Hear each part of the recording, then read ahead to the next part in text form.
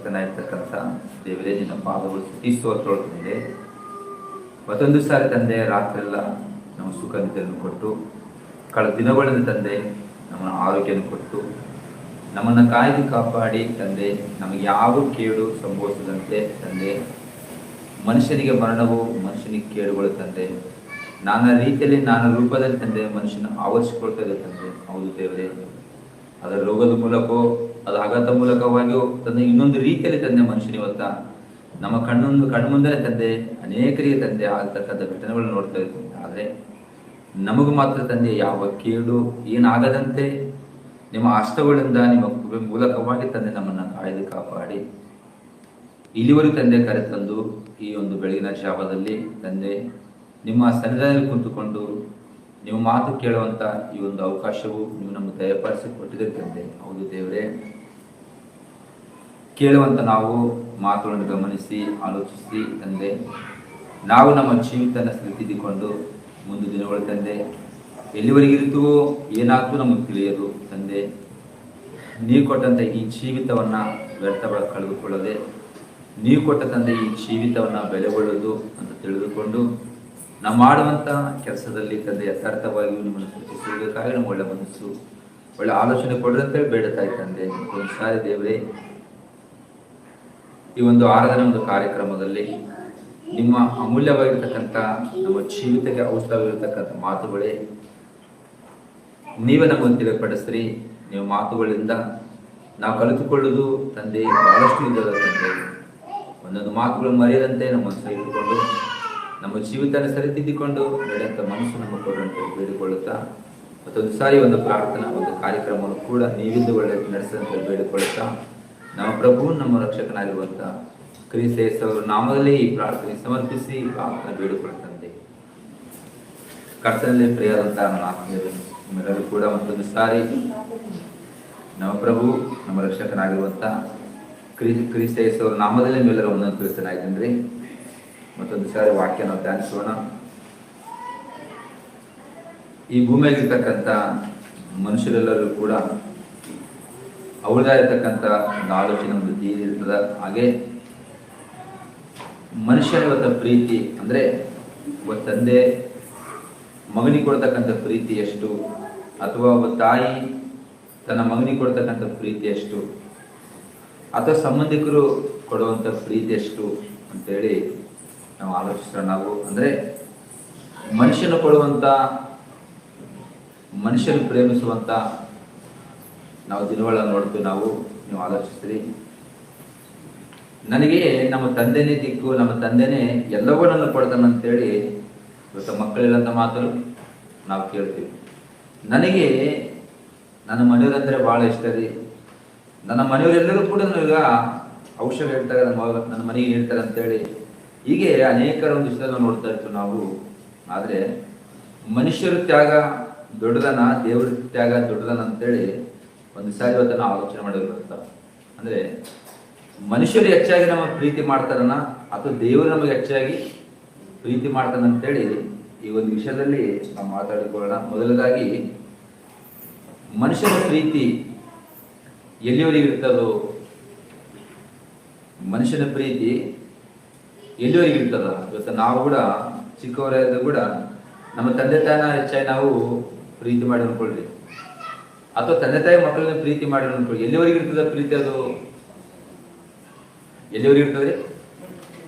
ಚಿಕ್ಕ ಮಗ ಇದ್ದಾಗ ಮಕ್ಕಳನ್ನ ಬಹಳ ಮುದ್ದಾಗಿ ಪ್ರೀತಿಸೋದು, ಮುದ್ದಾಗಿ ನೋಡಿಕೊಳ್ಳೋದು. ಎಲ್ಲಿವರೆಗೆ ಅಂದ್ರೆ ಆ ಮಗ ಸ್ವಲ್ಪ ಬೆಳ್ತಾ ಬೆಳ್ತಾ ಆ ಎತ್ತಿಕೊಳ್ಳೋದು, ಆ ಮುದ್ದಾಡೋದು ಸ್ವಲ್ಪ ಸ್ವಲ್ಪ ಹಿಂದಕ್ಕೆ ಹೋಗ್ತದೆ. 1 ವರ್ಷ 2 ವರ್ಷ 3 ವರ್ಷ ಆದ ತಕ್ಷಣ ಆ ಮಗನ ಮೇಲೆ ಮೊದಲಿರ್ತಕ್ಕಂಥ ಪ್ರೀತಿ ಕಮ್ಮಿ ಯಾಕಂದ್ ಬರ್ತದೆ. ಹೀಗೆ ದಿನಗಳು ಕಳ್ಕೊಂತ ಹೋದಂಗಲ್ಲ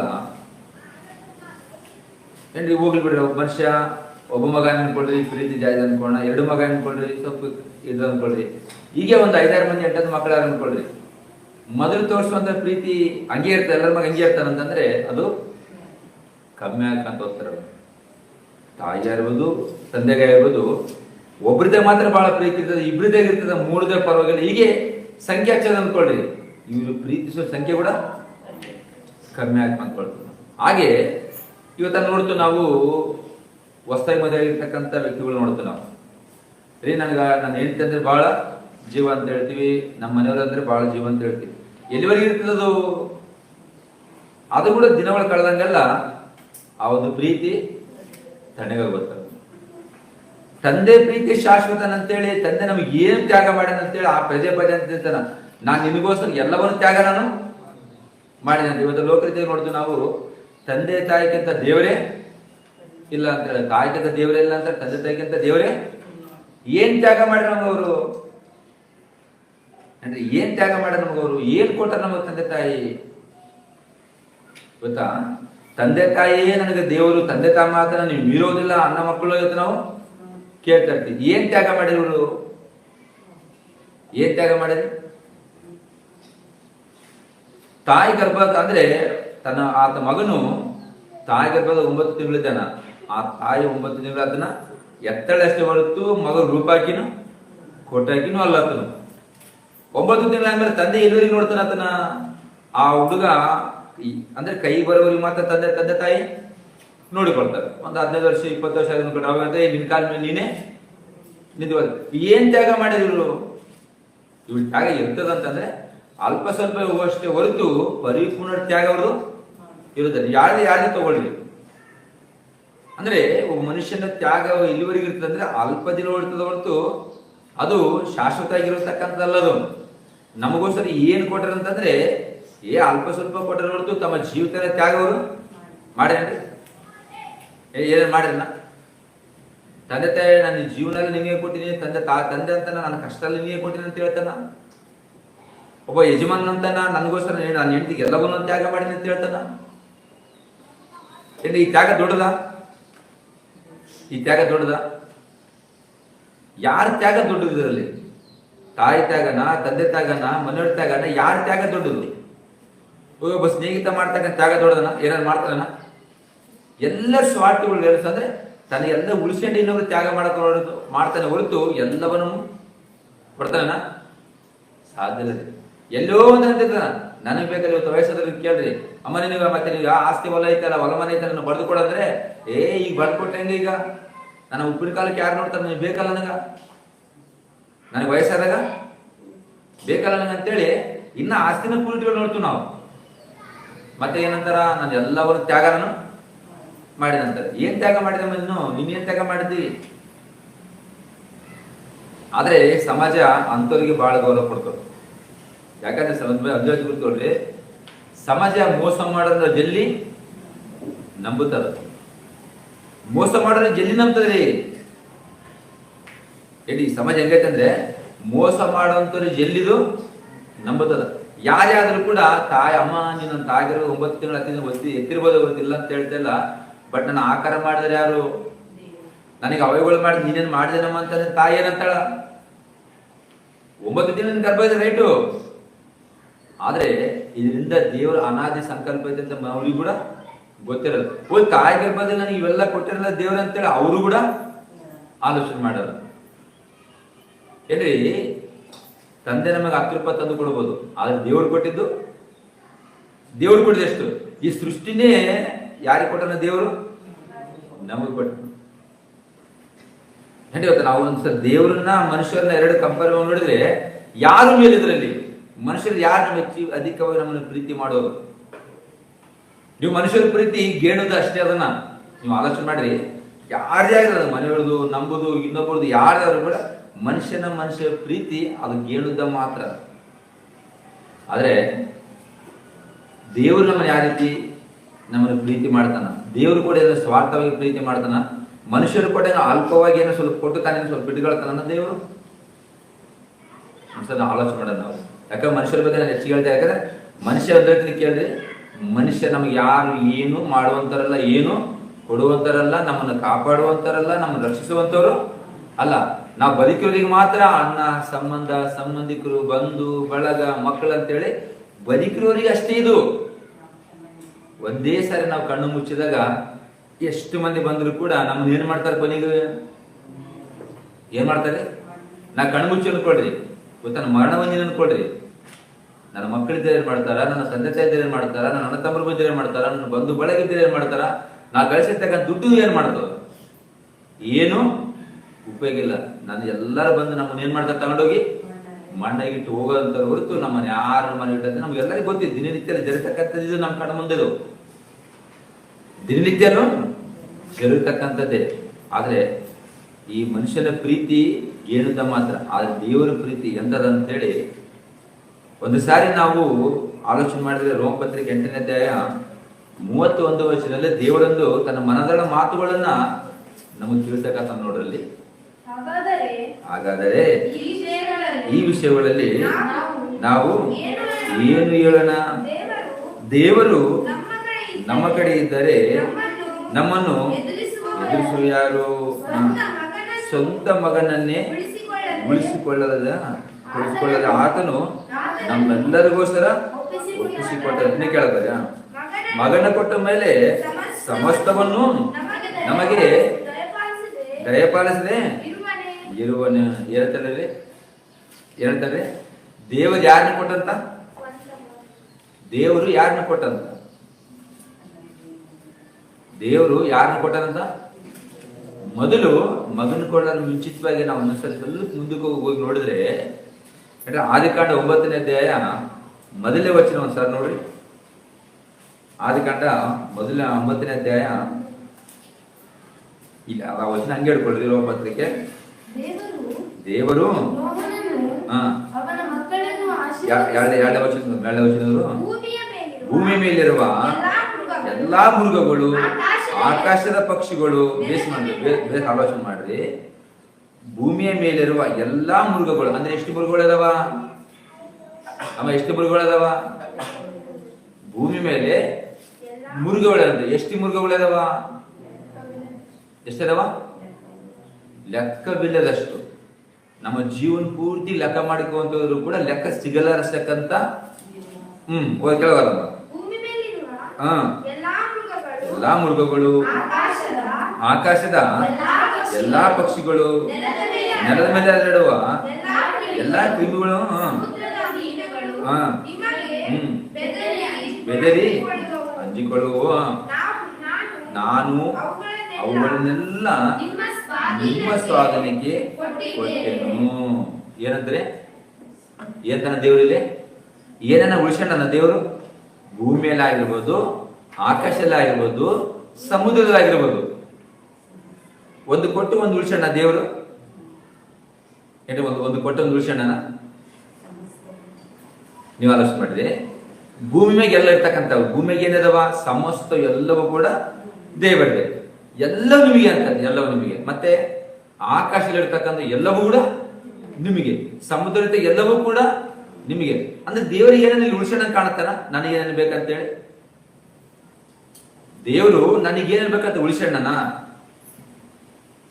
ಮಾತಾಡಿ. ದೇವರು ನನಗೇನೇನು ಬೇಕಂತ ಉಳಿಸೋಣ. ಇವತ್ತ ಕಾನೂನು ಪ್ರಕಾರ ಆದ್ರೂ ಕೂಡ ಅದನ್ನೇ ಏನ್ ಹೇಳ್ತಾರೆ ಅಂದ್ರೆ, ತಂದೆಗೆ ಇಷ್ಟು, ತಂದೆ ತಾಯಿ ಇಷ್ಟು ಆಸ್ತಿ ನೀವು ತಗೊಳ್ರಿ, ಮಕ್ಕಳು ಉಳಿಕೆದ ಮಕ್ಕಳು ನೀವು ಕೊಡ್ರಿ ಅಂತ ಹೇಳ್ತಾರೆ. ಪ್ರಿಯರಂತ ಆಲೋಚನೆ ಮಾಡ್ರಿ.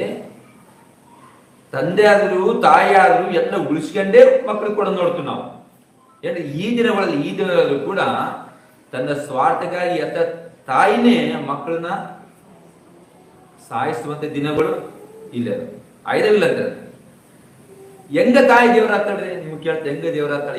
ಹೆಂಗ್ ನಮ್ಗೆ ಏನ್ ಕೊಟ್ಟ ತಾಯಿ? ಈ ದಿನಗಳು ನೋಡಿ, ಈ ದಿನ ನೋಡಿದ್ರೆ ಏನ್ರಿ, ಚಿಕ್ಕ ಮಕ್ಕಳ ಮಕ್ಕಳನ್ನೇ ರೋಡಿ ಬಿಟ್ಟೋಗ ನಾವು ತಾಯಿ ಹೊಂದಿರುತ್ತೆ ನಾವು ನೋಡ್ತೀವಿ.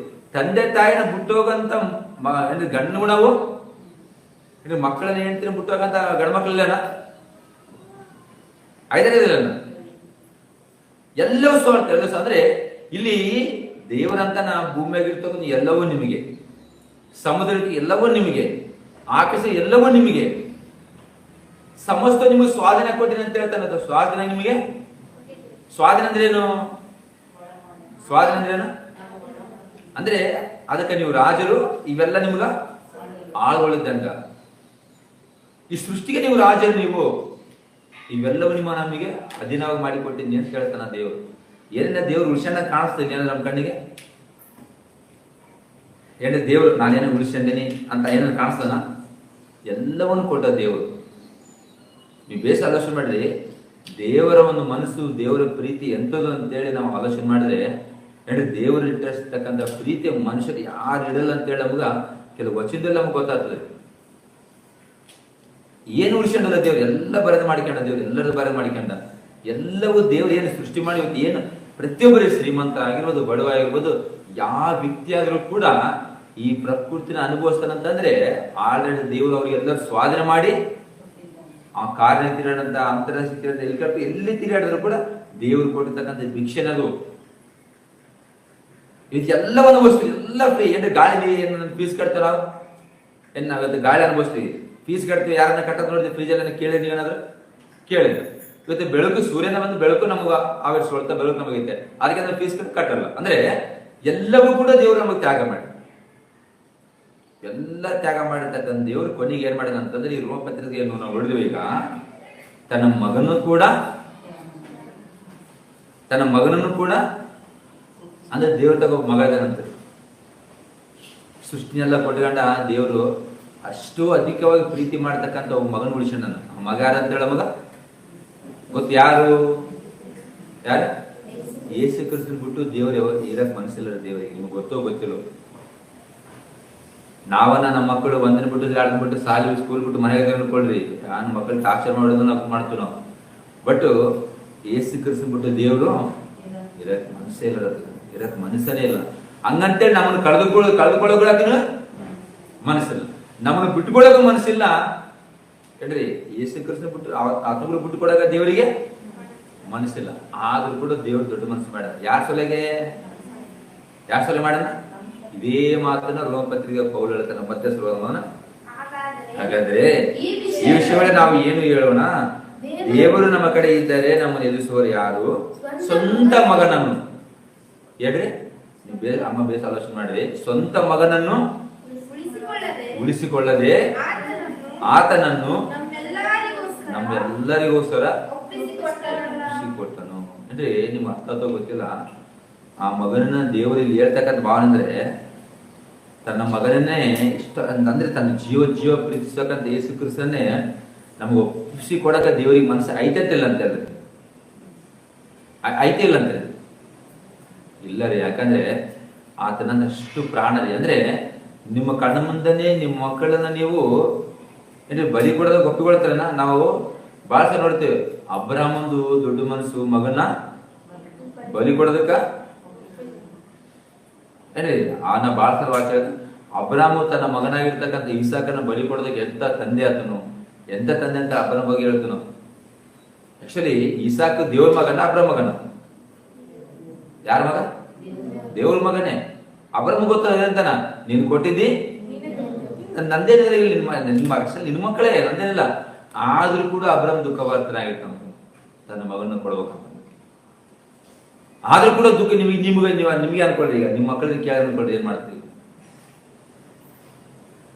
ಏನ್ ಮಾಡ್ತಾಳೆ? ಮಜಾ ನಿನ್ನ ಮಗನ್ನ ನಿನ್ನ ಬಲಿ ಕೊಡಕ ಒಪ್ಪಲ್ಲ ಅಷ್ಟೇ. ಅವ್ರು ಸಣ್ಣ ಪುಟ್ಟ ಜರ ಬಂದ್ರೆ ಓಡ್ತಿದ್ದವಾಗ ನಿನ್ನ ಮಕ್ಳಿಗೆ ಏನಾಗ್ಬಿಡೋದು? ಅಮ್ಮೋ ನಮ್ಮ ಮಕ್ಳಿಗೆ ಏನಾಗ್ತೀವಿ? ದೊಡ್ಡ ತಂದೆ ನಮ್ಮ ತಂದೆ ಪ್ರೀತಿ ಯಾರ್ದಾಗ ಇಲ್ಲೋನ ನಾವು ತೋರಿಸಿರ್ತೀವಿ. ನಾವು ಸಣ್ಣ ರೋಗ ಬಂದ್ರೇನೆ ಬಾಧ ಪಡ್ತೀವಿ. ಈ ತರ ಬಾಧ ಪಟ್ಟಾಗ ನಮ್ಮ ಮಕ್ಕಳಲ್ಲ, ಅವರು ದೇವ್ರು ಕೊಟ್ಟಿರೋ ಮಕ್ಕಳನ್ನೇ. ಆದ್ರೆ ದೇವ್ರ ಮಗನಾಗಿರ್ತಕ್ಕಂಥ ಯೇಸು ಕ್ರಿಸ್ತನನ್ನು ದೇವರು ಕೊಡಂತ ಸಮಯದಲ್ಲಿ ಆತ ಎಷ್ಟು ಬಾಧ ಪಟ್ಟಿರ್ಬೋದು ಹೇಳಕ್ಕೆ. ಆದ್ರೆ ಬಾಧವನ್ನು ಸಹಿಸ್ಕೊಂಡ. ಆದ್ರೆ ಎದಕ್ ಸಹಿಸ್ಕೊಂಡ? ನಮಗೋಸ್ಕರ ಅಂತ ಹೇಳ್ತಾನೆ. ಯಾರಿಗೋಸ್ಕರ? ನಮಗೋಸ್ಕರ. ಅಂದ್ರೆ ದೇವರ ಸೃಷ್ಟಿನೆಲ್ಲ ತ್ಯಾಗ ಮಾಡಲ್ಲ. ಏನು ನಮಗೋಸ್ಕರನೇ ಎಲ್ಲವನ್ನ ಅಧ್ಯಯನ ಮಾಡ್ದ. ತಾನು ಏನ್ ಅಡ್ಗಳಲ್ಲ ದೇವರು ಅಂತ ಏನು ಉಳಿಸಿಲ್ಲ, ಎಲ್ಲವನ್ನು ಕೊಟ್ಟ ದೇವರು. ಲಾಸ್ಟಿಗೆ ತನ್ನ ಮಗನ್ನು ಕೂಡ ಏನ್ ಮಾಡ ಕೊಟ್ಟ. ಏನ್ರಿ ಎಲ್ಲ ಕೊಟ್ಟ ಯಾರು ದೇವತೆಗೆ ಏನಿಲ್ಲ. ಈಗ ಎಲ್ಲ ಕೊಟ್ಟ ಏನ್ ಉಳಿತು? ಎಲ್ಲ ಕೊಟ್ಟ ಏನ್ ಉಳಿತು? ಅವಾಗಂತ ಬಾಳ ಮಂದಿ ನಾವು ಲೋಕದಲ್ಲಿ ನೋಡ್ತೀವಿ, ನಿನಗೋಸ್ಕರ ಎಲ್ಲವನ್ನು ಕೊಟ್ಟುಬಿಟ್ಟೆ ಅಂತ ಕೊಡುವುದೇನೀಗ? ನನ್ನ ಪ್ರಾಣ ಒಂದೇ. ಪ್ರಾಣ ಕೊಡ್ತಾರ ಕಂಡ್ರೆ ಯಾರೆಲ್ಲ ಸುಮ್ಮನೆ ಬಿಟ್ಟಾಡಿಕೆ ಕೊಡಲ್ಲ ನೋಡ್ರನ್ನ. ಏನ್ರಿ ಅವೆಲ್ಲ ಸುಮ್ಮನೆ ಈ ಲೋಕದಲ್ಲಿ ಎಲ್ಲ ಸುಮ್ಮನೆ ಎಷ್ಟು ಮಾತಾಡ್ರನ್ನ. ನಿಜವಾಗ್ಲು ಕೊಡ್ಬೇಕಂದ್ರೆ ದೇವರೇ ಒಪ್ಪತ್ತನ್ರಿ. ದೇವ್ರು ಕೊಡೋತನ ಎಲ್ಲವನ್ನು ಕೊಟ್ಟ ಮೇಲೆ ಲಾಸ್ಟಿಗೆ ತಾನು ಮೆಚ್ಚುವಂತ ನನ್ನ ಪ್ರಿಯ ಕುಮಾರತಕ್ಕಂಥ ಯೇಸು ಕ್ರಿಸ್ತನು ಕೂಡ ಕೊಡಕ್ ತಯಾರಾದ. ಅದು ದೊಡ್ಡ ಮನಸ್ಸಾದ. ಯೇಸು ಕ್ರಿಸ್ತನ ಕೂಡ ಎದಕ್ಕೆ ಗೊತ್ತಾ? ನನ್ನ ಮಗ ಹೋಗಿಲ್ಲ ಅಂದ್ಕೋ, ನನ್ನ ಮಗನ ಯಾರು ನಂಬ, ನನ್ನ ಮಗನ ಯಾರು, ನನ್ನ ಮಗ ಮುಂದಾಗ್ತಕ್ಕಂಥ ಭವಿಷ್ಯತ್ತು ದೇವ್ರಿಗೆ ಗೊತ್ತು. ಅದು ನಿಮ್ಗೆ ಸಹಿಸಿಕೊಳ್ಳಂತೇಳಿ ದೇವರು ಎಷ್ಟು ದುಃಖ ಹೇಗೆ ಗೊತ್ತಾ? ಒಂದು ಕಡೆ ನಮ್ಮನ್ನು ಬಿಡಕ ಮನಸ್ಸಿಲ್ಲ, ಆತನ ಮಗನ ಕಳಿಸೋಕು ಮನಸ್ಸಿಲ್ಲ. ಯಾಕಂದ್ರೆ ಈ ಕಡೆ ನಮ್ಮನ್ನು ನೋಡ್ಬೇಕಾ, ಯೇಸು ಕ್ರಿಸ್ತ ನೋಡ್ಬೇಕು?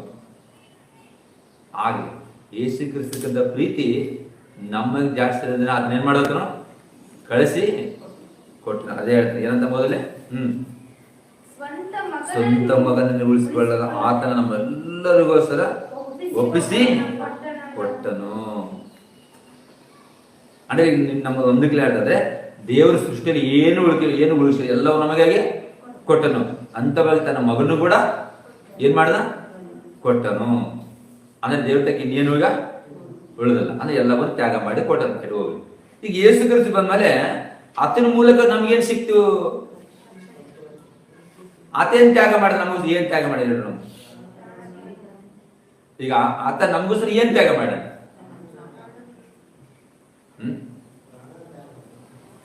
ಆತ ಏನೇನ್ ತ್ಯಾಗ ಮಾಡ್ತಾನೆ ನಾವು ಸುಲಭವಾಗಿ ಬಿಡ್ಬಿಟ್ರೆ ಪ್ರಾಣ ತ್ಯಾಗ ಮಾಡೋದು. ಬಟ್ ಆತನಿಗೆ ಗೊತ್ತು ಒಂದೊಂದು ತ್ಯಾಗ ಮಾಡ್ಬೇಕಂತ. ಯಾಕಂದ್ರೆ ನಾವು ಏನ್ ತ್ಯಾಗ ಮಾಡಿದ್ವಿ? ನಾವು ಏನ್ ತ್ಯಾಗ ಮಾಡ್ತೀವಿ ನಾವು? ಈಗ ನಾವು ನಮ್ಮ ಏನ್ ತ್ಯಾಗ ಮಾಡ್ತೀವಿ? ನಮ್ಮ ಮಕ್ಕಳಿಗೆ ತ್ಯಾಗ ಮಾಡಿ ಅನ್ಕೊಳ್ರಿ, ಏನ್ ಸ್ವಲ್ಪ ರಕ್ತಗಳು ಪೂರ್ತಿ ಡಾಕ್ಟರ್ ಬಂದು ನೀನು ನಿನ್ನ ಮಗನಿಗೆ ಸೀರಿಯಸ್ ಐತೆ, ನಿನ್ನ ಮಗನಿಗೆ ಆರಾಮಿಲ್ಲ, ನಿನ್ನ ಮೈಗಳೆಲ್ಲ ರಕ್ತ ತೆಗೆದು ನಿನ್ನ ಮಗನಿಗೆ ಕೊಡ್ತಾನ, ಏನ್ ಮಾಡ್ತಾವ? ಏನ್ ಮಾಡ್ತೀವಿ ನಾವು? ಈಗ ನಿನ್ನ ಮಗ ಉಳಿಬೇಕಂದ್ರೆ ನಿನ್ ರಕ್ತ ಬೇಕಪ್ಪ. ಈಗ ತಂದೆ ಕೇಳ ಅನ್ಕೊಳ್ರ, ನಿನ್ನ ಮಗ ಉಳಿಬೇಕಂದ್ರೆ ಅದಕ್ಕೇನ್ ಬೇಕು?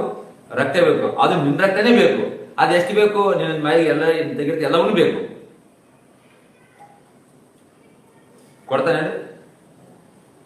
ಏನ್ ಮಾಡ್ತಾನೆ?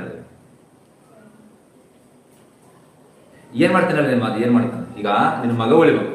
ನಿನ್ನ ಮಗ ಉಳಿಬೇಕಂದ್ರೆ ನಿಮ್ ರಕ್ತ ಬೇಕು. ಎಷ್ಟು ಬೇಕು? ನಿಂದಕ್ಕೆ ಎಷ್ಟೈತೆ ಅಷ್ಟು ಬೇಕು. ರಕ್ತ ಇಲ್ಲ ಅಂದ್ರೆ ಮನುಷ್ಯ ಬದುಕಲ್ಲ. ಅವಾಗ ಆ ತಂದೆ ನಿರ್ಣಯ ಏನಂತಾರೆ? ಸಿನಿಮಾ ಡೈಲಾಗ್ಗಳು ಬ್ಯಾಡಲ್ಲಿ ರಿಯಲ್ ಆಗಿ ಹೇಳೋದು. ಆ ಸಿನಿಮಾಗಳು ಯಾಕೆ ಡೈಲಾಗ್ ಹೇಳ ರೂಢಿ ಆಗ್ಬಿಡೋದು, ಎಲ್ಲ ಕೆತ್ತಗಳು ಬೇಡ ಅವ್ರನ್ನ ರಿಯಲ್ ಆಗಿ ಹೇಳೋದು. ಯಾರು ಕೊಡ್ತಾರೆ? ಏನಂತ ನೋಡಪ್ಪ, ಸಣ್ಣ ಜಂಡ ಮಾತ್ರ ಕೇಳಿದ್ರೆ ಅದು ಸಣ್ಣ ಜೀವ. ಅದು ಏನದು? ಸಣ್ಣ ಜೀವ. ಒಂದೈತೆ ಅಂದ್ರೆ ಮತ್ತೊಂದು ಬರ್ತದೆ. ಅದಕ್ಕೆ ಯಾನ್ ನನ್ನ ಮಗನೇ ಹೋದ್ರು ಬರಲ್ಲ, ನಾನ್ ಮಾತ್ರ ಸರಿ. ದೊಡ್ಡ ಜೀವ ಐತೆ ಅಂದ್ರೆ ಮಕ್ಳು ಏನ್ ಮಾಡ್ತಾರೆ? ಈ ಲೋಕ ತಾಡ ಮಾತು ಅವಾಗ ನಾವು ಕೇಳಿದ್ವಿ, ಮಕ್ಕಳು ಹೋದ್ರು ಪರವಾಗಿಲ್ಲ, ತಂದೆ ತಾಯಿ ಡಾಕ್ಟರ್ ಅವಾಗ ನೋಡ್ತಿರ್ತೀವಿ, ಏನ್ರಿ ನೀನು ಗರ್ಭದಾಗ ಕೂಸು ಅದೇನು ಬಹಳ ತೊಂದರೆ ಆಗ್ಬಿಡೋದು, ಅಡ್ಡ ತಿರುಗ್ಯಾರ. ಈಗ ಮಗು ಬೇಕಾ ತಾಯಿ ಬೇಕಂತ ನಿನ್ನ ಕೇಳ್ತಾರೆ. ಯಾರಿಗೆ ಕೇಳ್ತಾರಲ್ಲ ಸಮಯ ಅವ್ರಿಗೆ ಕೇಳಿ ಅನ್ಕೊಳ್ಳಿ. ಯಾರು ಬೇಕಂತಾರ? ತಾಯಿನೇ ಬೇಕು, ಮಗು ಬೇಡ ಅಂತ ಹೇಳಿ. ಇದು ಸಮಾಜ ನೋಡ್ತಿರ್ತೀವಿ ನಾವು. ಅದೇ ಮತ್ತೆ ಯಾಕೆ ನನ್ನ ಮಗ ಅಂದ್ರೆ ಬಹಳ ಜೀವ ನನ್ಗ, ನನ್ನ ಮಕ್ಳಿಗೆ ಎಲ್ಲ ತ್ಯಾಗ ಮಾಡ್ತಾನೆ. ಏನ್ ತ್ಯಾಗ ಮಾಡೋದು? 3 ರೂಪಾಯಿ ಕೂಳಾಗಿರ್ತಾರ, ಹುಡುಗ ಬಟ್ಟೆ ತಂದು ಕೂಡ ಅದಕ್ಕಿಂತ ಏನ್ ತ್ಯಾಗ ಇಲ್ಲಿ ಮಾಡಲ್ಲ. ಇಲ್ಲಿ ಮನುಷ್ಯರ ತ್ಯಾಗ ಅಲ್ಪ ತ್ಯಾಗ. ನೀವು ಆಲೋಚನೆ ನೋಡ್ಬೇಕು, ಮನುಷ್ಯರ ತ್ಯಾಗ ದೊಡ್ಡದನ, ದೇವರು ತ್ಯಾಗ ದೊಡ್ಡದನ ಅಂತ ಹೇಳ್ತಾರೆ. ಸರ್ವವನ್ನೆಲ್ಲ ಕೊಟ್ಟ ಮೇಲೆ ದೇವರು ತನ್ನ ಸ್ವಂತ ಮಗನನ್ನ ಕೊಟ್ಟ ಮೇಲೆ ದೇವರು ಆ ಮಗನ ನಿರ್ಣಯ ಹೆಂಗಿದೆ ಗೊತ್ತಾ? ಓ ದೇವರೇನೋ ಕೊಟ್ಟು ಬಿಟ್ಟ, ಈಗ ಮಗ ಏನ್ ಮಾಡ್ಬೇಕೀಗ? ನನ್ನ ತಂದೆ ನನಗೆ ಕೊಟ್ಟದ್ ಬಿಡು, ನನ್ನ ತಂದೆ ಕೊಟ್ಟಿರೋದು ನಾನು ನಿಮಗೆ ಏನು ಕೊಡೋದಿಲ್ಲ, ನನಗೆ ಬೇಕಲ್ಲ. ಈಗ ಇಬ್ರು ಅಣ್ಣ ತಮ್ಮ ಬರೋದು ಅನ್ಕೊಳ್ರಿ. ಈಗ ಯಾರ ಅಣ್ಣನಾಗ್ಲಿ ತಮ್ಮನಾಗ್ಲಿ ಅಣ್ಣ ನಾಷ್ಟಲ್ಲಿ ಇನ್ನೇ ತ್ಯಾಗ ಮಾಡಿ ಕೊಡ್ತಾನ? ಕೊಡ್ತಾನೆ ಹೇಳಿ? ಅಣ್ಣ ನನ್ನ ಆಸ್ತಿ ಎಲ್ಲ ಇದಾವ, ತಮ್ಮ ಆಸ್ತಿ ಎಲ್ಲ ತಗೊಳ್ತಾನ. ಅದಕ್ಕಾಗಿ ಹೊಡೆದವ್ರ ಜೀವ ತೆಗೆದು 100 ಮಂದಿ ನಮಗಿಲ್ಲಿ 1 ಎಕರೆ ಹೊಲ 100 ರೂಪಾಯಿ 1000 ರೂಪಾಯಿ ಹೊಡೆದ ಸಮಾಜ ಇತ್ತಿದು. ಯೇಸು ಕ್ರಿಸ್ತ ಆದ್ರೂ ಕೂಡ ಆತನ ಬಂದ ಮೇಲೆ ಏನದತನು? ಆತನ ಏನಾದ್ರೂ ಉಳಿಸಣ್ಣ, ನಾನೇನು ಬದುಕಂತ ಕಣ್ಣ? ಏನ್ ತ್ಯಾಗ ಮಾಡಿದ್ರಿ? ಅದನ್ನೇನ್ ತ್ಯಾಗ ಮಾಡೋದು? ಏನ್ ತ್ಯಾಗ ಮಾಡಿದ್ರಿ?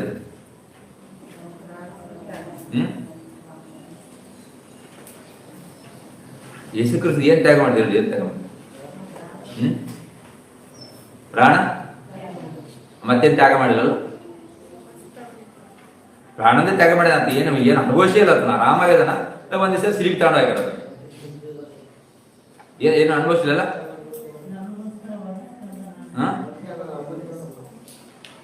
ಒಂದ್ಸಾರಿ 1ನೇ ಪೇತ್ರ 2ನೇ ಅಧ್ಯಾಯ ನಾವೇ ತ್ಯಾಗ ಮಾಡಿದ್ರೆ ನಮ್ಗೆ ಗೊತ್ತಾಗೋದು.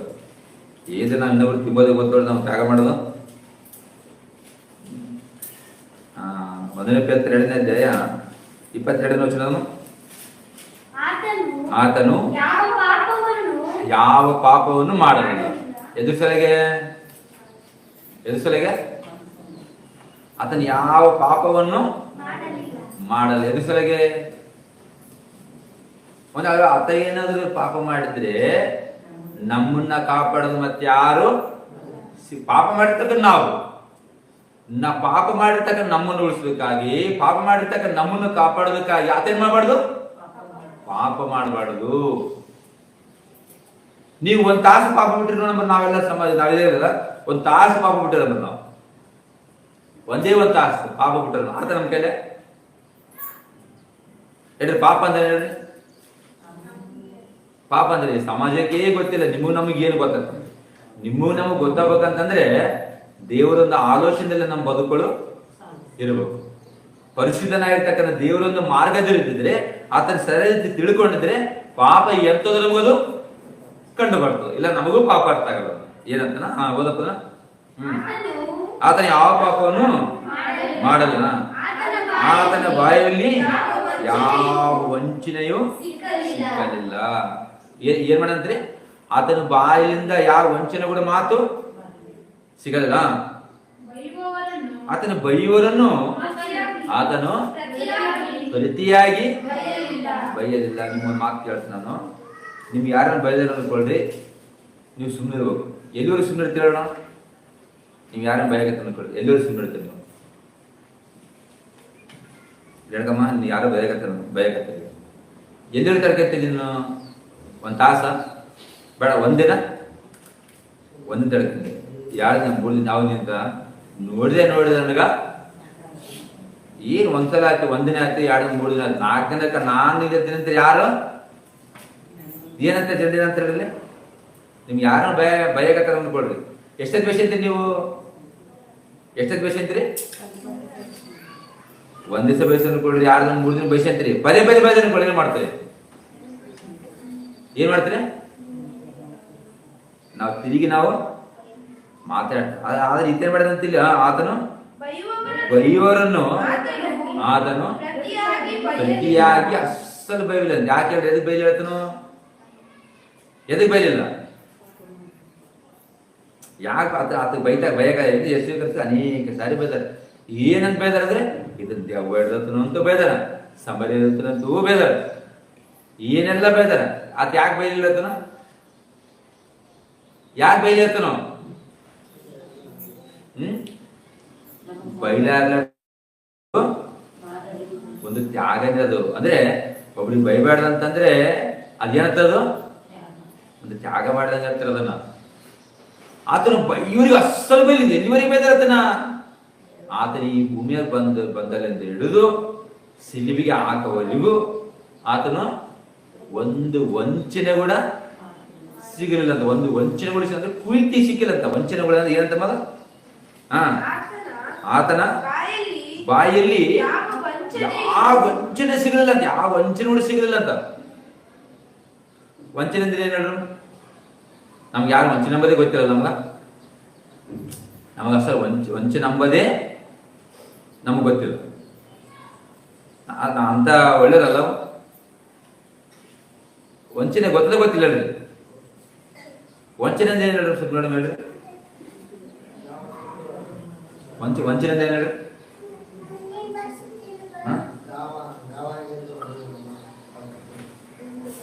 ಏನಪ್ಪ ವಂಚನೆ ಅಂದ್ರೆ ಏನು? ಅಂದ್ರೆ ಅವ್ರಂಗೆ ಇರ್ತೀವಿ, ಅವ್ರ ಜೊತೆಗೆ ಇರ್ತೀವಿ, ಅವ್ರದಾಗ ಎಲ್ಲವಲ್ಲ ಪ್ರಶ್ನೆ. ಬಟ್ ಅವ್ರಂಗೆ ಇರ್ತೀವಿ, ಅವರಂತೆ ಇರ್ತೀವಿ, ಅವ್ರು ಗೊತ್ತಿಲ್ಲಾರ್ದಂಗೆ ಡಾವುಗಳಾಗಿ. ವಂಚನೆ ಅಂತಾಗ ಮಾಮೂಲಿ ನಮ್ಮಲ್ಲಿ ವಂಚನೆ ಇಲ್ಲ ಅಂತೇಳಿ ಸಾಧ್ಯನೇ ಇಲ್ಲ. ಕುಂತು ನೂರು ವಂಚನೆ ಆಗಿರ್ತೀವಿ ನಾವು. ಅದೊಂದಿಲ್ಲ. ಆಮೇಲೆ ಬೈಯೋಲಿಲ್ಲ. ಮತ್ತೆ ನೆಕ್ಸ್ಟ್ ಆತನ ಬಾಧೆಯನ್ನು ಅನುಭವಿಸುವುದಕ್ಕಾಗಿ ಯಾರನ್ನು ಬೆದರಿಸಲಿಲ್ಲ ಅಂತ. ಯಾರನ್ನು ಬೆದರಿಸಲಿಲ್ಲ ಅಂತ. ಈ ಕಡೆ ಸುಮ್ಮನೆ ಬೈಯರ್ ಬಯಕತ್ತಾರಂತ ಸುಮ್ಮನೆ ಯಾಕಂದ್ರೆ ನಾವು ರಿಪೀಟ್ ಬೈಯಕ್ಕಿಲ್ಲ. ಯಾಕಂದ್ರೆ ಬೈ ಅಂತ ಬಾಯಿನ ಮುಚ್ಚಬೇಕಾಗತ್ತ, ಬೈಯಕ್ಕೆ ರೂಲ್ ಅತಿಗಿಲ್ಲ. ಯಾರು ಬೈತಾರೋ ಅವ್ರ ಬಾಯಿಗಳನ್ನ ಮುಚ್ಚಿಸ್ಬೇಕಾಗಲ್ಲ. ಇನ್ನೊಬ್ರಿಗೆ ಯಾರಿಗೋ ತೋರಿಸ್ಬೇಕಾಗತ್ತ ನಾವು. ಅದನ್ನ ಯಾರಿಗೋ ತ್ಯಾಗ ಮಾಡಕ, ಅದು ಯಾರಿಗೆ ತ್ಯಾಗ ಮಾಡಕತ್ತ ನಾವನ್ನ ನನ್ನ ಹಿಂದ ಬರಂತವರಿಗೆ ಒಂದು ತ್ಯಾಗ ಮಾಡ್ಬೇಕಾಗಂತ. ನಾನು ಬೈಯಂತವ್ರಿಗೆ ಬೈಯಲ್ಲ, ವಂಚಿಸ ಅಂತಿಲ್ಲ. ಆತನ ಬೈಯಂತವ್ರಿಗೆ ಬಾಧ ಕೊಡ್ತಕ್ಕಂಥ ಅತಿನ ಮಾಡ್ಲತ್ತನ, ಏನ್ ಮಾಡ್ಲತ್ತನ? ಏನ್ ತನಿಸಲು ಮಾಡಿದವನು ತನ್ನ ಬಾಧೆಯನ್ನು ಬಾಧೆಯನ್ನು ಅನುಭವಿಸ್ತದೆ. ಏನ್ ಬಾಧೆ ಅನುಭವಿಸ್ತದನತನು? ಬಾಧೆ ಅಂದ್ರೆ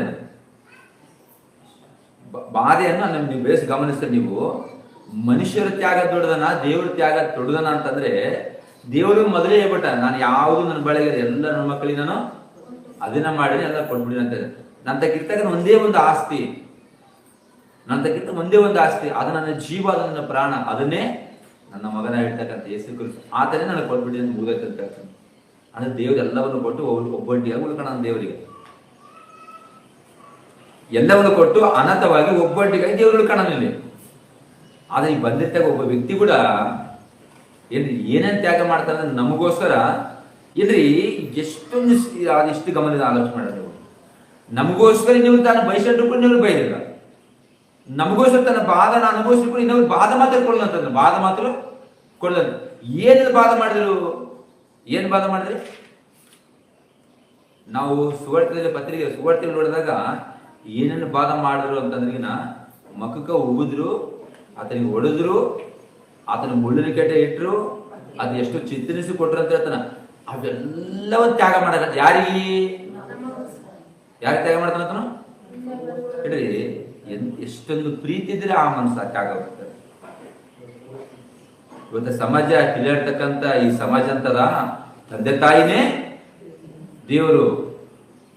ಅಸలు ಈ ಸಮಾಜಕ್ಕೆ ಬುದ್ಧಿ ಇಲ್ಲ. ಆ ಅಂಬೋರಿಗೆ ಯಾರು ಅಂದ ನೋಡು, ಹೈಸ್ಕೂಲ್ ಅದೇ ಪಾಠ ಮಾಡ, ತಂದೆ ತಾಯಿಯ ಮೊದಲು ಬುದಂತ. ಏನ್ ತಂದೆ ತಾಯಿಯೋ ಈ ಭೂಮಿಗೆ ಗೊತ್ತಿಲ್ಲ. ತಂದೆ ಅಂತ ನನ್ನ ಮಗ ಅಂತ ನನ್ನದಂಗೆ ಇರ್ಬೇಕಂತ, ನನ್ನ ಮಗ ಕುಡಿದು ನಾನೇ ರೋಗ ಚಿರ್ತಾನೆ, ಮಕ್ಕಳು ಕೂಡ ಅದೇ ರೋಗ ಚಿರ್ತಾನ ಅಂತ. ಆದ್ರೂ ತಂದೆ ದೇವರೇ. ತಾಯಿ ಎಷ್ಟು ಮೋಸ ಇರ್ತಾವ, ಎಷ್ಟು ಅನ್ಯಾಯ ಮಾಡಿರ್ತಾವ, ಮಕ್ಕಳಿಗೆ ಅದೇ ಗುಣಪಾಠ ಇರ್ತಾವ, ಆದ್ರೂ ತಾಯಿ ದೇವರು. ಎಂತ ತಂದೆ ತಾಯಿ ದೇವರು ಮತ್ತೆ ಇವತ್ತು ಈ ಭೂಮಿಗೆ ಗೊತ್ತಿಲ್ಲ. ಏನ್ ತ್ಯಾಗ ಮಾಡಿದ್ರೆ ಅಲ್ಪ 3 ಕೂಳಾಗಿರತ್ತೆ.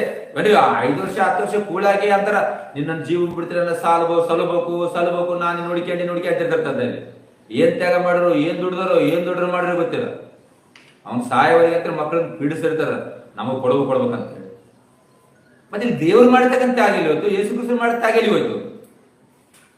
ಏನಾದ್ರು ಉಳಿಸ್ಕೊಂಡ್ರೆ ದೇವ್ರು ಅಂತಂದ್ರೆ ಅದರ ಮನಸ್ಸನ್ನೇ ಇಷ್ಟು ಬಾಧಕರಾಗಿರ್ತಂದ್ರೆ ಏನ್ರಿ, ಎಲ್ಲವನ್ನು ಕೊಟ್ಟಿದ್ದಾರೆ. ತನ್ನ ಮಗನನ್ನೇ ಮಗನ ಕೊಡ್ಬೇಕಂದ್ರೆ ಅಷ್ಟು ಸುಲಭ ಮಾತು.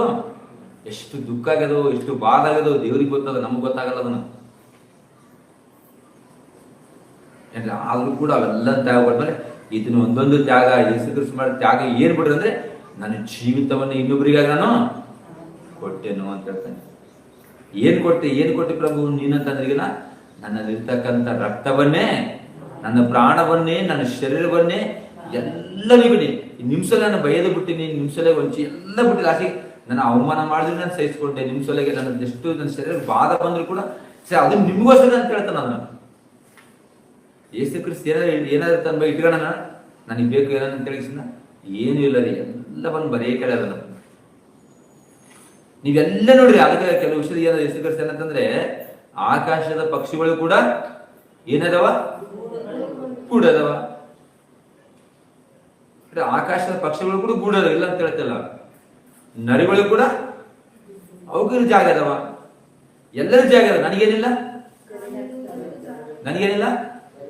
ಜಾಗನೇ ಇಲ್ಲ ಅಂತ. ಯಾಕಂದ್ರೆ ನಾನ್ ಜಾಗ ತಂದ್ರೆ ನನಗೆ ಬೇಡ, ನಿಮಗ್ ಜಾಗ ಕೊಡ್ತೀನಿ.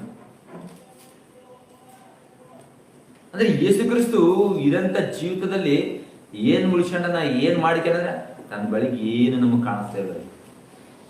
ಹೆಂಗಂದ್ರೆ ಮೌನವಾಗಿ ಅಂತ ಹೇಳ್ತಾರೆ, ಮೌನವಾಗಿ ಅಂತ ಏನ್ರಿ ಆತಗ ಮುಂದೆ ಬಂದ ಕೇಸಿಂದ ನಿನ್ನ ಕತ್ತಿತಾಡಿ ಏನೋ ಕೊಲ್ಲಬೇಕು ಹೊಡಿಬೇಕಂದ್ರೂ ಕೂಡ ಅದು ಕುರಿ ಮರಿ ಹೋಲಿಕೆಯಾಗಿ ಹೇಳ್ತಾನ. ಒಂದು ಕುರಿ ಒಬ್ಬ ಕಟಗನು ಕತ್ತಿ ಮಸ್ತಾ ಇರ್ತಾನ, ಅದ್ರ ಮುಂದ ಏನ್ ಮಾಡ್ತಾನ, ಕತ್ತಿ ಮಸ್ತಾ ಇರ್ತಾನ. ಏನ್ ಮಾಡ್ತದ ಕುರಿ, ಅದು ಸುಮ್ಮನೆ ಕಡದ ಗಂಟೆ ಬಿಡಪ್ಪ. ಹೌದು, ನನ್ನ ಘಟನೆ ನೋಡಿದ ಘಟನೆ ಹೆಂಗ್ ಬಂದರೆ, ಎರಡು ಒಂದೇ ರೀತಿ ಮರಿ ಒಳದ, ಎರಡು ಒಂದೇ ರೀತಿ ಕುರಿ ಮರಿ ಅದಾವ, ಎರಡು ಒಂದೇ ತ ಕಟ್ಟಾರ. ಒಂದು ಕುರಿ ದಾಣ ಕಡ್ದಾಗ ಇನ್ನೊಂದು ಕುರಿ ಅಲ್ಲೇ ನಿಂತ್ಕೊಂಡ, ಪಾಪ ಅದು ಗೊತ್ತಿಲ್ಲ ಅದಕ್ಕೆ ಏನ ನನ್ನ ಗಿಡ ಕಡಿತೇನೆ ಅಂತ. ಅದು ಎಷ್ಟು ನೋಡ್ತಿದ್ರೆ ಎಷ್ಟು ವಾದ ಅಂತಂದ್ರೆ, ಎರಡು ಸಣ್ಣ ಮರಿಗಳನ್ನೇ ಅದೊಂದು ವ್ಯಾಪಾರ ಮಾಡಕ್ ಅದಂತಲ್ಲ, ಆ ಮರಿಗಳ ಕೈ ಇನ್ನೊಂದು ಮರಿ ಮುಂದೆನೇ ಐತೆ ಅದು. ಆ ಮರಿ ಆ ಮೂವದ ಅದನ್ನ ಕಡ್ದಾಕಿರಲ್ಲ, ಅದನ್ನ ಕೊಲ್ಲೆ ಹಾಕಿರಲ್ಲ, ಕಡ್ದಾಕಿರ ಅಂತೇಳಿ ಅದು ಏನಂತ ಅದು ಸುಮ್ಮನೆ ಹಂಗೇ ಇದೆ ಅದು. ಆದ್ರೆ ಯೇಸು ಕ್ರಿಸ್ತರು ಕೂಡ ಆತನಿಗೆ ಎಲ್ಲವನ್ನ ತ್ಯಾಗ, ಆತ ಅವಮಾನ ಮಾಡ್ತಾರ ಗೊತ್ತು, ಕಷ್ಟ ಎಲ್ಲ ಗೊತ್ತು, ಆದ್ರೂ ಎಲ್ಲರಿಗೋಸ್ಕರ ತ್ಯಾಗ ಮಾಡೋದಕ್ಕಾಗೆ ಬಂದಿನಂತ ಹೇಳ. ಎಲ್ಲವನ್ನ ತ್ಯಾಗ ಮಾಡಿದೆ, ಎಲ್ಲವನ್ನ ತ್ಯಾಗ ಮಾಡಿ ಅವಮಾನ ಎಲ್ಲ ಕಷ್ಟ ಅನುಭವಿಸಿದ್ರು. ಅಂದ್ರೆ ನಮಗೋಸ್ಕರ ಹೆಚ್ಚಾಗಿ ತ್ಯಾಗ ಮಾಡಿದ್ ಯಾರು, ನಮಗೋಸ್ಕರ ಪ್ರೀತಿಸೋದ್ರ ಯಾರು ಅಂತೇಳಿ ನೀವು ಸಮಾಜದಲ್ಲಿ ಎಲ್ಲರವ್ರು, ನೀವು ಯಾವ ದಿಕ್ಕಿಗಳವ್ರು ನೀವು ಅಂದ್ರೆ ಯಾವ ದಿಕ್ಕಿಗೆ ಎಲ್ಲಿಗೆ ಹೋದ್ರು ಕೂಡ ನಮ್ಮನ್ನ ಕಾಪಾಡೋದು ಯಾರು, ನಮ್ಮ ರಕ್ಷಿಸುವ ಯಾರು ಅಂತೇಳಿ ಅಂದ್ರೆ ಯಾರು ಸಿಗ್ತಾರೆ ನಮ್ಮ ಕಣ್ಣಿಗೆ? ಯಾರು ಸಿಗ್ತಾರೆ? ನಮ್ಮನ್ನು ಕಾಪಾಡೋದು ಯಾರು, ನಮ್ಮ ರಕ್ಷಿಸುವರು ಯಾರು, ನಮ್ಮನ್ನು ಉಳಿಸುವರು ಯಾರು, ನಮಗೋಸ್ಕರ ತ್ಯಾಗ ಮಾಡಿದ ಯಾರು? ದೇವರೇ ನಮಗೆ ಸಿಗಿದ ನೋಡ್ಕೊ, ಮತ್ತೆ ಯಾರು ಕೂಡ ನಮಗೆ ಸಿಗೋದಿಲ್ಲ. ಅದಕ್ಕೆ ನನ್ನ ಪ್ರೀತಿ ಎಷ್ಟು ಅಂತಂದ್ರೆ, 6:43 ವರ್ಷ ನೋಡ್ತೀವಿ, ಲೋಕದ ಮೇಲೆ ದೇವರು ಎಷ್ಟೋ ಪ್ರೀತಿ ಇಟ್ಟು, ಎಷ್ಟೊಂದು ಪ್ರೀತಿ ಇಟ್ಟನ ಅಂತ ಹೇಳ್ತಾನೆ. ನಮ್ಮ ಮ್ಯಾಗ ಎಷ್ಟೊಂದು ಪ್ರೀತಿ ಇಟ್ಟನಂತ ದೇವರು. ಆ ಪ್ರೀತಿ ಎಂತದಂತಂದ್ರೆ ನಮ್ಮನ್ನ ಆತನ ಪ್ರೀತಿ ನಿರುಗ್ಲಾಡ್ತಕ್ಕಂಥ ಪ್ರೀತಿ ಆತನ. ಅದನ್ನ ಪ್ರೀತಿ ನಿರುಗ್ಲಾಡ್ತಕ್ಕಂಥ ಪ್ರೀತಿ ಅದನ್ನ, ಅದು ಎಷ್ಟೋ ಪ್ರೀತಿ ಇಟ್ಟಿನ ಅಂತ ಹೇಳ್ತಾನ.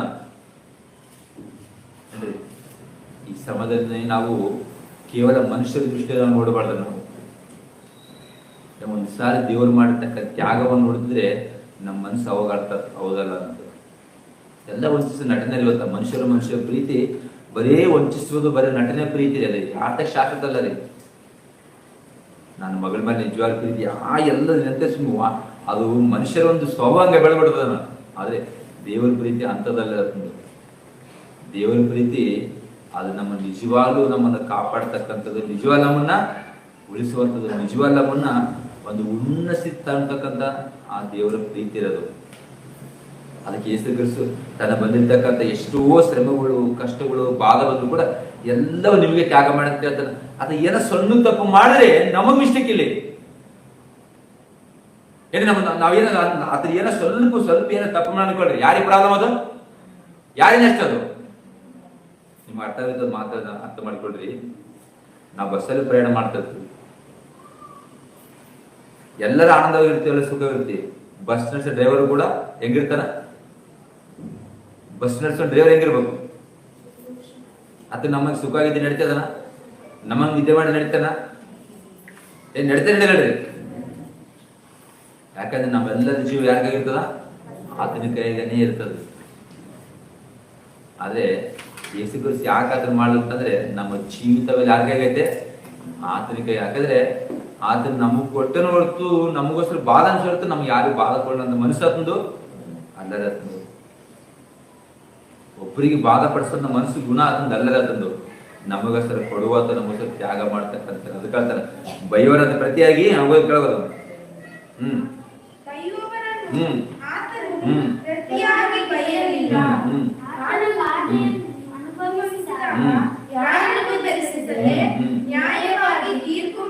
ನ್ಯಾಯವಾಗಿ ತೀರ್ಪು ಮಾಡತನಿಗೆ ನಾವು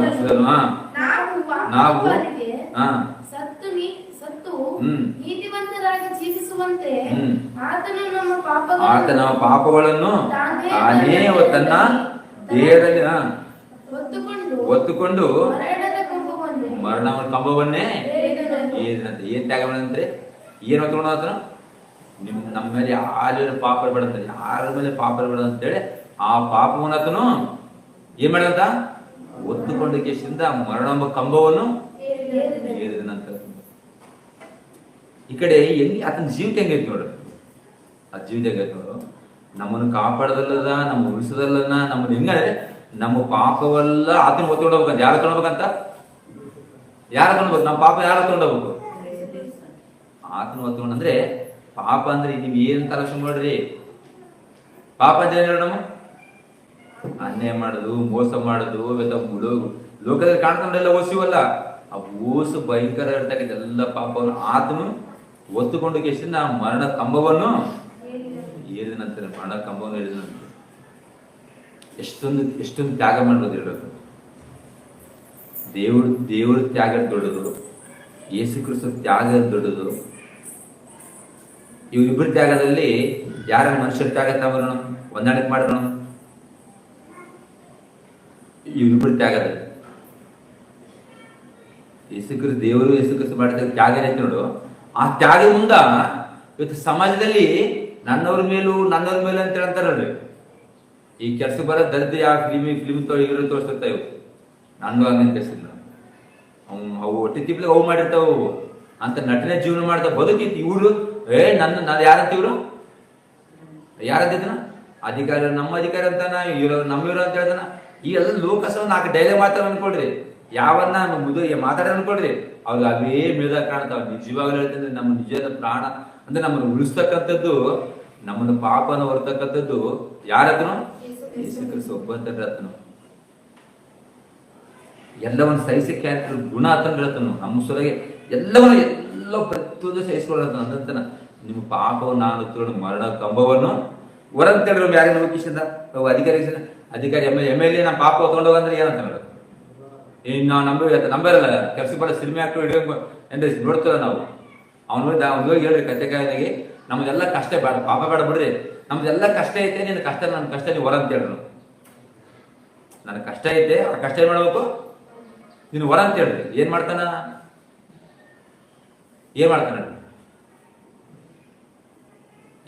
ಹೇಳ್ರಿ? ನನಗ ಬಹಳ ಕಷ್ಟ ಬಂದದಪ್ಪ ಇರೋ ಸ್ವಾಮಿ, ನಾನು ನಿನ್ನ ಫ್ಯಾನ್, ಅದು ನನ್ನ ಕಷ್ಟ ನೀವು ಹೊತ್ಕೊಂಡೋಗ ಅಂತ ಹೇಳಿ ಅಂತಾನ. ನನ್ನ ಕಷ್ಟನೇ ಹೊರೋದು ದಿಕ್ಕಿಲ್ಲ, ನಿನ್ನ ಕಷ್ಟ ನಾನ್ಯಾಗ ಹೊರದು? ಯಾರು ನಿಮ್ ಕಷ್ಟ ಯಾರು ಹೊಡ್ತಾರೆ? ನಿಮ್ ದುಃಖಗಳನ್ನ, ನಿಮ್ಮ ಕಷ್ಟಗಳನ್ನ, ನಿಮ್ಮ ಬಾಧಗಳನ್ನ ಯಾರು ಕೆಲವೊಬ್ರು ತೋರಿಸ್ರು. ನಮ್ಮ ಈಗ ನಿಮಗೆ ಕಷ್ಟ ಬಂದ ಅಂದ್ಕೊಳ್ಳಿ, ಯಾರಿಗೆ ಹೋಗಿರಿ ನನಗೆ ಬಹಳ ಕಷ್ಟ ಬಂದದ್ರಿ, ನನ್ನ ಕಷ್ಟ ನೀವು ಹೊರೋದ್ರ ಏನಂತಾನ? ಈಗ ಇಲ್ಲೇ ಸ್ವಲ್ಪ ಈಗ ಹೋಗ್ಬಾರ್ದಂತ ತಿರುಗಿ ಓದತ್ತೀವಿ, ನಿಮ್ ಕಡೆ ಮಗ ಕೂಡ ನೋಡೋದು. ಆದ್ರೆ ಯೇಸು ಕ್ರಿಸ್ತು ಏನಂತಾನ? ನೀವು ಪಾಪವನ್ನು ಎಲ್ಲವನ್ನು ಒತ್ತುಕೊಂಡು ಏನಂತಾನಮ್ಮ? ಮರಣದ ಕಂಬವನ್ನು ಏರಿದಂದ್ರೆ ಅದೇ ಅದು ತ್ಯಾಗ ಅಂತಂದ್ರೆ. ತ್ಯಾಗ ಅಂದ್ರೆ ಅದು ಮನಸ್ಸಂದ್ರೆ. ಒಂದು ಕಡೆ ದೇವ್ರು ನೋಡಿದ್ರೆ ಎಲ್ಲ ಸೃಷ್ಟಿ ಮಾಡಿ ನನ್ನ ಮಕ್ಕಳಿಗೆ ಕೊಟ್ಟಿದ್ದೀನಿ, ನನ್ನ ಕೊನೆಗೆ ನನ್ನ ಮಗನೂ ಕೂಡ ನಿಮ್ಗೆ ಬಲಿಯಾಗಿ ಕೊಡ್ತೀನಿ. ಆ ಇದೇನು ಮಾಡ್ತಾನಂದ್ರೆ ಎಲ್ಲವೂ ನಿಮಗೆ ಕೊಟ್ಟಿದ್ದೀನಿ, ನಿಮಗೋಸ್ಕರ ನಾನು ಸಿಲಿಬೆ ಮರ ಒಳಗೆ ಕೂಡ ನಾನು ಸಿದ್ಧನಾಗಿದ್ದೀನಿ ಅಂತ ಹೇಳ್ತಾನೆ.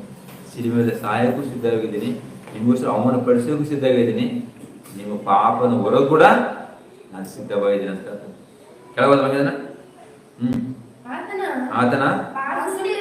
ಆತನ ವಾಸನೆಯಿಂದ ನಮಗೆ ಗುಣ. ಅಂದ್ರೆ ಯಾರ ಪೆಟ್ಟಿದ್ರೆ ಯಾರಿಗೆ ಗುಣ ಆಯ್ತು? ಯಾರ ಪೆಟ್ಟಿದ್ರೆ ಯಾರಿಗೆ ಗುಣ ಆಯ್ತು? ಯಾರ ಪೆಟ್ಟಿದ್ರೆ ಯಾರಿಗೆ ಗುಣ ಆಯ್ತು? ಯಾರನ್ನು ಒಂದ್ ಅನ್ಕೊಳ್ರಿ, ನೋಡಿ ನಿನ್ನ ಮಗ ತಪ್ಪು ಮಾಡ್ಯಾನ, ನಿನ್ನ ಕರ್ಕೊಂಡು ಶಿಲ್ಬೆ ಆಗ್ತಾ ಅನ್ಕೊಳ್ರಿ. ನಿಮ್ ತಂದೆ ನಿಮ್ ತಂದೆ ಕೊಲೆ ಮಾಡ್ಯಾನ, ನಿಮ್ ತಂದೆ ಕಳ್ತನ ಮಾಡ್ಯಾನ, ನಿಮ್ಮ ತಂದೆಗೆ ಮರಣದಂಡನೆ ಶಿಕ್ಷೆ ಐತೆ ಅಂತೇಳಿ ಮಗ ನಿನ್ ಯಾಕೆ ಬಾ ಅನ್ಕೊಳ್ರಿ. ಏನಂತ ನಾವ್ ಅಪ್ಪ ಹೆಂಗನ್ ಮಾಡಿಕೆ, ನನ್ನ ಅಪ್ಪಗ ಸಂಬಂಧ ಇಲ್ಲ. ಯಾರಿಗೆ? ನನಗ ನಮ್ಮ ಅಪ್ಪಗ ಸಂಬಂಧ ಇಲ್ಲ. ನಿಮ್ಮ ಅಪ್ಪ ಅಪ್ಪನ ಸಾಯ್ ನೀನು, ನಾನು ಬರ ಅಪ್ಪನ ಕೊಲ್ಲ ಅನ್ಕೊಳ್ರಿ, ಕೊಡಬೇಡ್ರಿ, ನಾನು ಬರೋದೇ ಇಲ್ಲ. ಅದು ಯೇಸು ಕ್ರಿಸ್ತ ಅಂತಲ್ಲೇ ಹಂಗೆ ಅಂದ ಯೇಸ್ವಾಮಿ. ಯೇಸ್ವಾಮಿ ಹಂಗೆ ಅನ್ನ, ನಿಮ್ಮ ಪ್ರಾಣ ಉಳಿತಿದಂತಂದ್ರೆ ನನ್ನ ಪ್ರಾಣ ಕೊಡೋ ಕೂಡ ನಾನು ಸಿದ್ಧನಾಗಿದ್ದೀನಿ ಅಂತ. ಅದಕ್ಕೆ ನಾನು ಹೇಳ್ತಿದ್ದು ನಿಮಗೆ, ನಾನು ಹೇಳ್ತಿದ್ದು ನಿಮಗೂ ಗುಣ ಮಾಡ್ತಂತೆ. ರೈಟ್? ನನ್ನ ಏಟು ಮೂಲಕ ನೀವು ಗುಣ ಆಗ್ತದೆ ನೋಡ್ಸಿರ್ತಾ ಇದ್ದಾರೆ. ಯೇಸಮ್ಮ ಯಾಕೆ ಹೊಡ್ಸೋಣ ಅಂತಂದ್ರೆ ನೆಕ್ಸ್ಟ್ ನೋಡಿ, ಯೇಸಮ್ಮ ಹೊಡಿಸೋಣ ಎದಕ್ಕೆ ಹೊಡಿಸೋಣ ಗೊತ್ತಾ? ಆತನ ಹೊಡಿಸೋದ್ರಿಂದನೇ ನಮಗೇನಾಯ್ತಿಲ್ಲಿ ನಮಗ್ ಗುಣವಾಯ್ತು ಅಂದ್ರೆ, ಆತ ಹಿಡಿದಿದ್ರೆ ನಮಗ್ ಗುಣವಾಯ್ತು. ಇದಂತ ನ್ಯಾಯ ಅದು. ಆತನ ಹೇಳ್ತೀನಿ ನಮ್ಗೆ ಗುಣ ಆಯ್ತು ನೋಡು ಹೇಳಿ ನೀವು. ಆತನ ಹೇಳ್ತಿದ್ರೆ ನಮಗೆ ಗುಣ ಆಯ್ತು. ನಾವು ಗುಣ ಆಗ್ಬೇಕಂದ್ರೆ ಯಾರು ಹೇಳ್ತಿರ್ಬೇಕು? ನಾವು ಆರಾಮಾಗಿರ್ಬೇಕು, ನಾವು ಸುಖ ಇರ್ಬೇಕಂದ್ರೆ ಯಾರು ಕಷ್ಟ ಅನ್ಭವಿಸ್ಬೇಕು? ಯೇಸು ಕ್ರಿಸ್ತ ಕಷ್ಟ. ಅಂದ್ರೆ ನಾವು ಸುಖ ಇರ್ಬೇಕು, ಅತ್ತೆ ಕಷ್ಟ ಅನ್ಭವಿಸ್ಬೇಕು. ಹೇಳ್ರಿ ಮಂಗ, ನಾವು ಸುಖ ಇರ್ಬೇಕಂದ್ರೆ ಅತಿಗೆ ಬೀಳ್ಬೇಕಂತ. ಹೆಂಗೆ ಹೇಳಿ ನಾವು ನಮ್ಮ ಅರ್ಥ ಅದಲ್ಲ.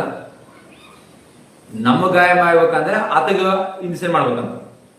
ನಮಗಿರ್ತಕ್ಕಂಥ ಪಾಪ ಹೋಗ್ಬೇಕಂದ್ರೆ ಆತನ ಸಿಲಿಬಿಗೆ, ನಮ್ಮ ಪಾಪ ಹೋಗ್ಬೇಕಂದ್ರೆ ಯಾರು ಸಿಲಿಬೇಕು?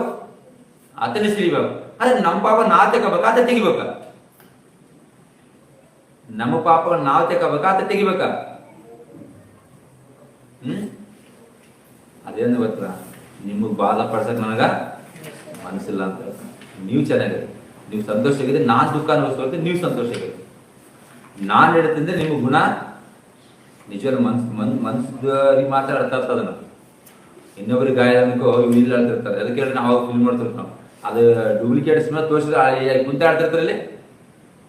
ಸಿನಿಮಾದ ಕೆಲವೊಂದು ಸೀನ್ ಬಂದಾಗ ಆ ಸಿನಿಮಾ ನಡೆ ಹಿಡಿದಿರ್ತದೆ. ಇಲ್ಲಿ ಕುಂತಾಳದ ಯಾರು ನೋಡೋಂಥವ್ರು ಒಂಥರ ಮೊಕ ಸಣಪಗಾಗಿ ಏನೋ ಆಯ್ತು ಏನು ಹಂಗೆ ನೋಡ್ಬೇಕು. ಆದ್ರೆ ಇಲ್ಲಿ ಅಂತನಲ್ಲಿ ನಿಮ್ಗೆ ನನಗಾಗಿಂತ ಏಟು ನಿಮ್ಮ ಗುಣ ಅಂತ ಹೇಳ್ತೀನಿ. ನಾನು ಸಹಿಸಕ್ಕೆ ತಯಾರಿದ್ದೀನಿ ಅಂತ ಹೇಳ್ತೀನಿ.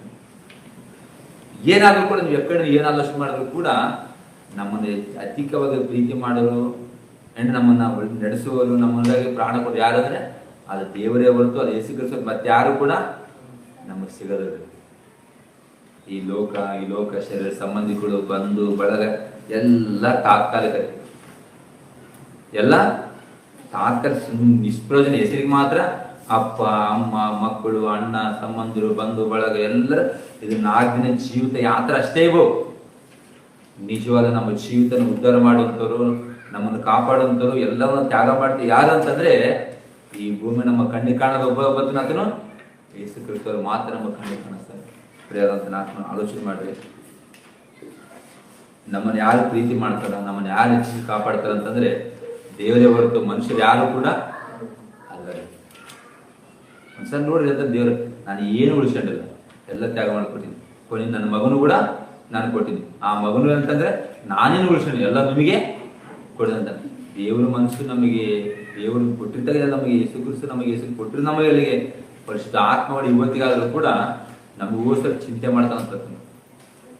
ಪರಿಶುದ್ಧ ಆತ್ಮ ಕೂಡ ನಮಗೋಸ್ಕರ ಅದನ್ನು ಚಿಂತೆ ಮಾಡ್ತಾನಂತ. ಇವನ್ನ ಹೆಂಗ್ ನಡೆಸ್ಬೇಕು, ಹೆಂಗ್ ನಡೆಸ್ಬೇಕಂತ ಯಾರು ಅರ್ಧತ್ತೆ ಈ ಮನಸ್ಸು.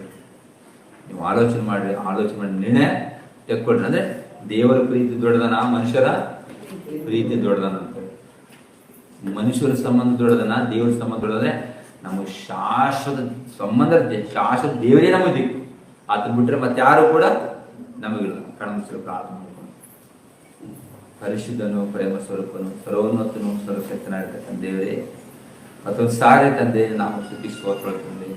ಇದರ ವಾಕ್ಯನ ಕೇಳಿರ್ತಕ್ಕಂಥ ವಾಕ್ಯಗಳನ್ನು ಗಮನಿಸಿ ಆಲೋಚಿಸಿ ನಮ್ಮ ಮನಸ್ಸು ಇಟ್ಟುಕೊಂಡು ಒಳ್ಳೆ ಮನಸ್ಸು ನಾವು ಕೊಡಂತೆ ಬೇಡುತ್ತಾ, ಕೇಳ್ತಕ್ಕಂಥ ನಿಮ್ಮ ವಾಕ್ಯವನ್ನು ಕೂಡ ಮರೆಯದಂತೆ ಆ ಮಾತುಗಳ ಮನಸ್ಸಿಗೆ ಇಟ್ಟುಕೊಂಡು ತಂದೆ ಒಳ್ಳೆ ರೀತಿ ನಡೆಯೋದಕ್ಕಾಗಿ ಒಳ್ಳೆ ಆಲೋಚನೆ ಕೊಟ್ಟು ನಡೆಸಂತೆ ಬೇಡುತ್ತಾ, ನಮ್ಮ ಪ್ರಭು ನಮ್ಮ ರಕ್ಷಕನಾಗಿರುವಂತಹ ಕ್ರಿಸ್ತ ಯೇಸು ಅವರ ನಾಮದಲ್ಲಿ ಈ ಪ್ರಾರ್ಥನೆ ಸಮರ್ಪಿಸಿ ಒಂದು ಪ್ರಾರ್ಥನೆ ಬೇಡಿಕೊಳ್ತಂದೆ.